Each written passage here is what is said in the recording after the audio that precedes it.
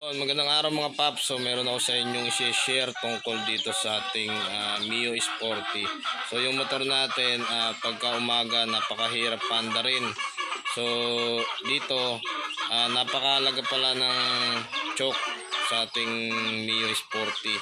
So dati nahihirapan ako pagka umaga, pagka unang pagpapandar natin sa motor natin. So mahirap siya paandarin.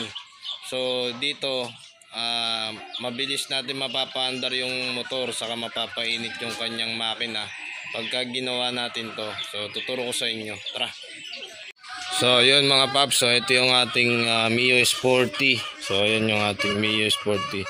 So ngayon pag sa umaga magpapandar tayo ng motor, ang una natin gagawin ay sa center stand natin yung motor natin. So naka center stand.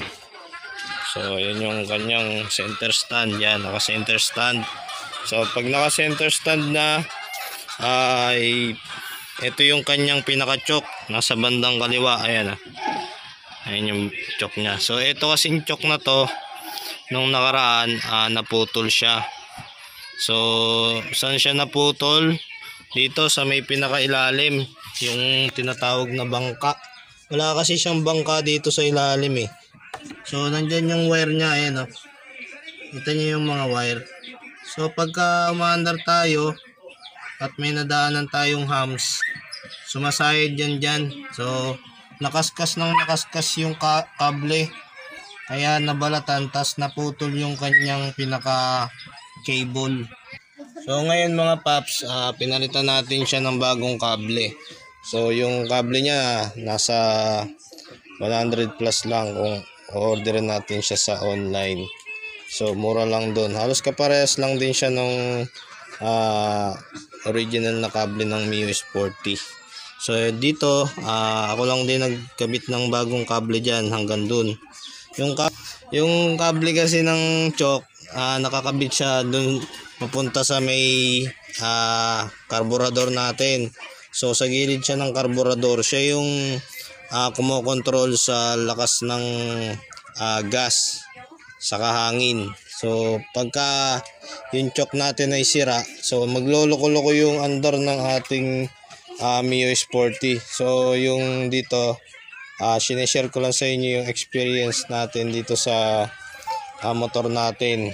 So yung Mio Sporty saka Mio Salty, halos parehas lang sila ng specification nila. So yung mga parts nila halos parang same lang din sila. So dito ang una natin gagawin, kung ayos naman yung inyong choke, so i-check nyo rin kasi baka mamaya putol na yung kable ng choke ng inyong motor. So dito nakikita nyo yung choke natin, i-adjust nyo yan dito, sasagad nyo yan. So kailangan kasi naka center stand kasi medyo magwa-weld yung motor natin, kumbaga mag-aano siya ng gas para umandar kagad yung motor. So ipo-push start natin. Kung hindi naman gumagana yung push start nyo, papadjak, kasi ito gumagana yung push start natin, kaya papaanda rin natin siya. So i-start na natin siya. Yan. So pagka umandar na siya, hayaan lang natin siyang umandar. So yun. So tandaan natin hinaan yung choke nya. I-adjust natin siya.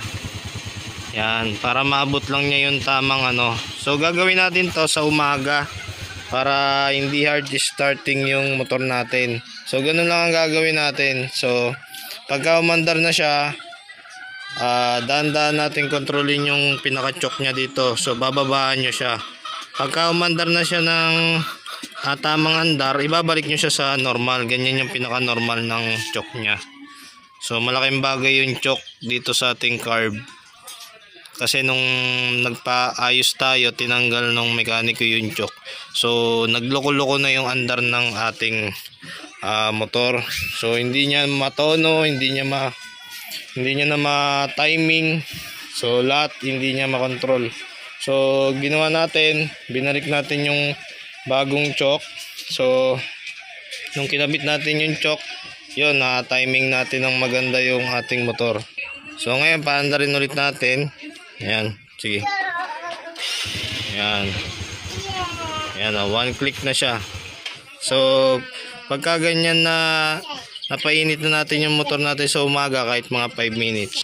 Okay na yung andar niyan pagka napainit natin ng 5 minutes. Pwede na natin siyang gamitin. So, ganun yung problema ng Mio Sporty natin pagka yung motor natin ay hard starting na. So, meron ding mga ibang dahilan kung bakit hard starting na yung ating Mio Sporty.